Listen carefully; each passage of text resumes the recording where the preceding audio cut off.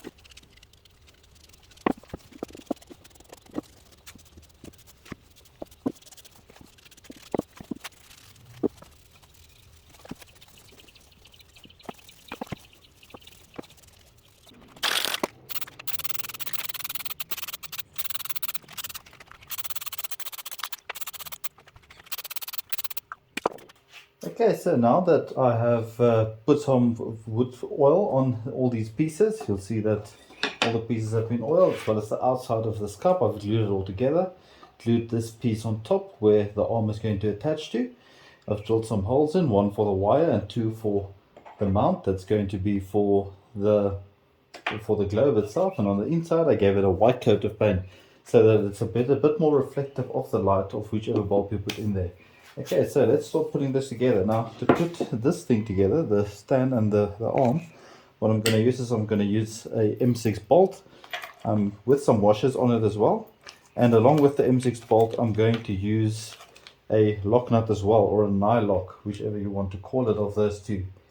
So first thing I'm going to start, basically take this bolt with a washer on it, put it through the one piece of arm here, or the one piece of wood, put the other one on the other side, simply put a washer on there as well then, and then basically attach or put on the nylock washer on the end, and then basically with a little wrench and a socket only tighten this a slight bit so that this is still being able to move, but it gives some resistance so that the lamp will stay at the angle that you desire.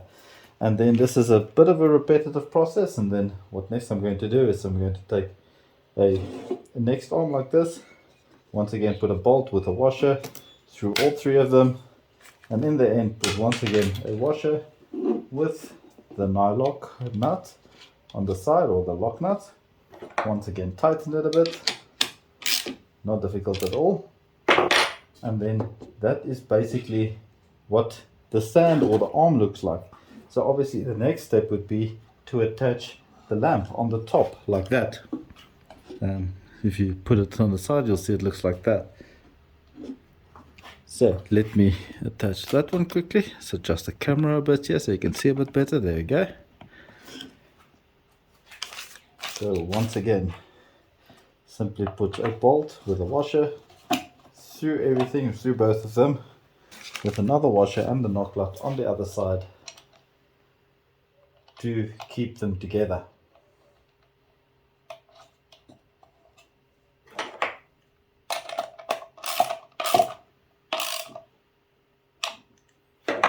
There we go. And as you can see now, if you bring it a bit closer, this is adjustable fully. You can put this at any angle that you desire. You can adjust the arm lower, higher, at whatever angle you want. And from the front, looking into the cup of the light, you'll see it looks like that. So the next part will be attaching the socket for the light bulb like this. So obviously in the back of this, there is a connection point for the wires. Now, for the wiring part of this lamp, be sure, if you are not sure and comfortable with the electrical part of it, be sure to ask someone that's qualified or know what they are doing to assist you with this part, as electricity can obviously be very dangerous to work with. So what I'm planning on the back of this is obviously the wire itself. It's a normal piece of twin flex wire that I've got from the hardware store. Now the main plan with the stand or the arm of this lamp, so I'm going to take this wire basically through these holes that I've drilled, and I'm going to pull it through, zigzagging it all the way to the top like this, basically in the one side, out the other side, and then taking it all the way to the top this way. Let's fast forward this a bit.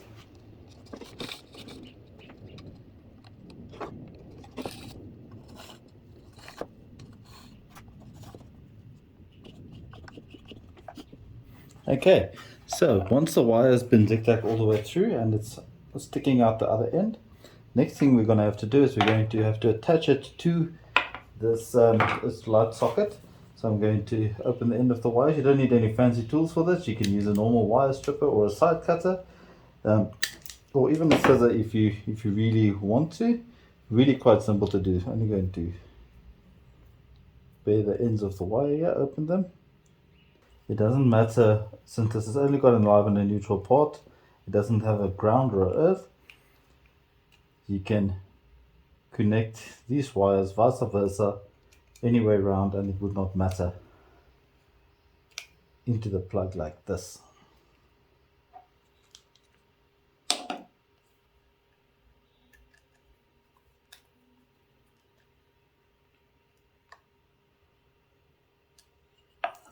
Alright, now depending on the type of socket you buy, they all might work a bit different with regards to mounting. Now in order to stop the wire being pulled through, what I'm going to do with this is I'm going to give the wire a knot like this. You can also use a grommet in the back, but we're going to keep this as simple as possible. Give the wire a knot like this, and that will simply prevent the wire being able to pull through the housing at the back, in other words making no more contact and causing a short circuit or anything of the sort. So just a bit of a safety procedure or a safety precaution. Thereafter I'm simply going to screw this thing back together like so.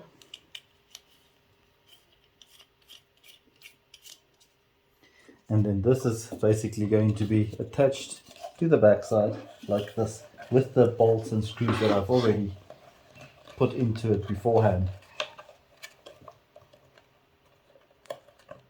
Now in the case of this specific fitting, it's got holes in the back that you can use bolts and nuts to attach, but once again it can be with self-tapping screws, whatever your housing looks like in any situation or in any case. So let me just put some washers back here and put some more nylocks once again so it doesn't unscrew easily by itself and keeps it nice and secure.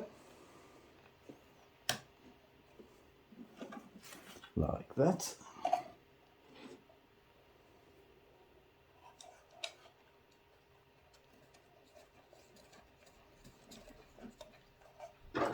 Now in order to be sure you keep yourself safe and to be sure not to electrocute yourself while working with this at all at any stage, what I always say is if you're building something like this, start from the end furthest away from the power socket that's going to be plugging into the wall.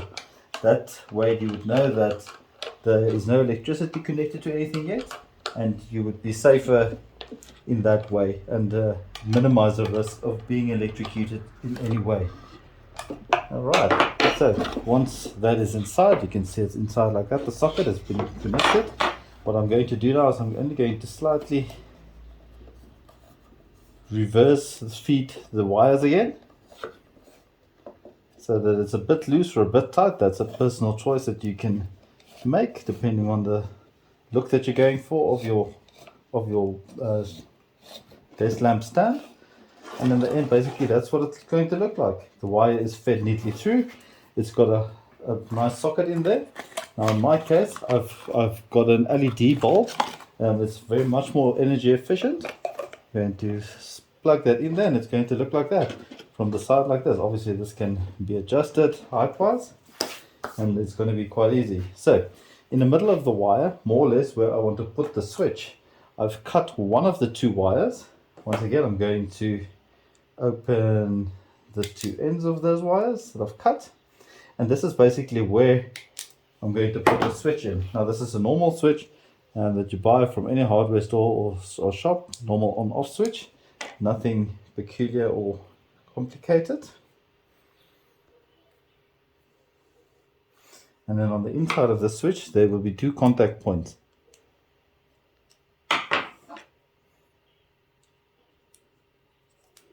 And obviously you're going to be connecting these two wires that you've just opened onto those two contact points. Now a useful tip when connecting these wires to switches like this is not necessarily to always put the wire just underneath, right underneath the head of the screw. Normally underneath that copper plating or the plating where the screw goes through, at the bottom there would be another plate or a bolt, or not a bolt, a nut, which would be a sufficient place for the wire to be pinched between the two plates, and then you can just tighten the screw again.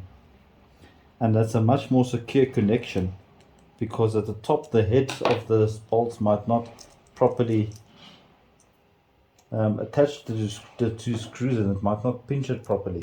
So always better to put it into the bottom between the two contact points or between the two plates and then tighten the screw so that it's pinched between those two plates.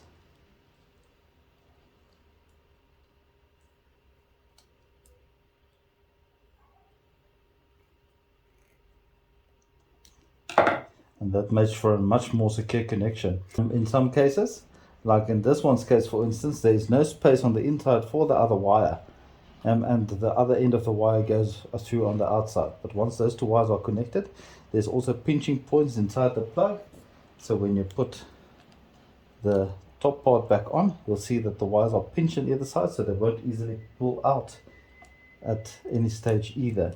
And then let's just put the screws back in. And there you go. And that is basically what the plug or the switch now looks like. The one wire going through it and the other one going on the outside of this specific one. Some other switches, like I said, both would be going on the inside. And it's got a simple on and off switch.